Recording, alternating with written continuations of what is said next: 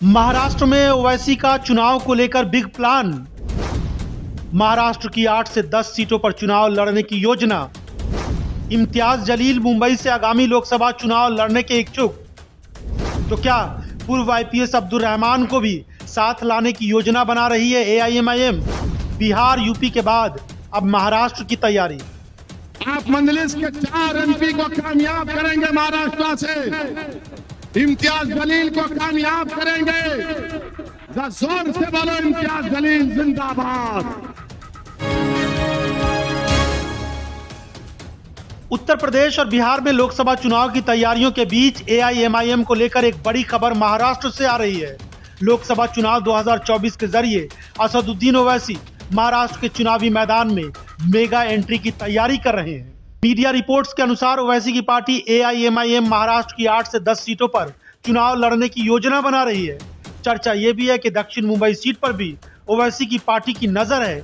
ये सीट बहुत high profile मानी जाती है। 2019 लोकसभा चुनाव में एआईएमआईएम ने महाराष्ट्र की 48 में से बस एक ही सीट पर चुनाव लड़ा था। छत्रपति संभाजी नगर यानी औरंगाबाद पर ओवैसी के उम्मीदवार इम्तियाज जलील थे। इम्तियाज जलील ने शिवसेना के 4 बार के सांसद चंद्रकांत खैरे को हराकर बड़ी कामयाबी हासिल की थी। अब इम्तियाज जलील मुंबई से आगामी लोकसभा चुनाव लड़ने के इच्छुक हैं और इसको लेकर तैयारियां भी चल रही है।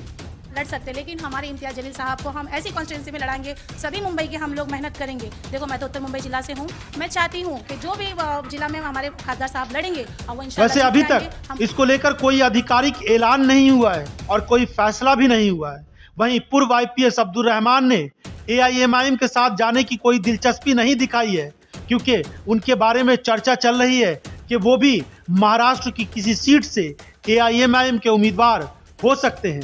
सोशल मीडिया एक्स पर अब्दुल रहमान ने लिखा है कि महाराष्ट्र में मुस्लिमों की आबादी 12% है और राज्य की 48 लोकसभा सीटों में से वो 5 के हकदार हैं। कई सालों से औपचारिकता के तौर पर सिर्फ एक टिकट दी जाती है। हाल ही में प्रकाश अंबेडकर ने इसके लिए 3 सीटों की मांग की है। हम इसका स्वागत करते हैं। लोकतंत्र, धर्मनिरपेक्षता और सामाजिक न्याय को बचाने में ये हमेशा आगे रहे हैं।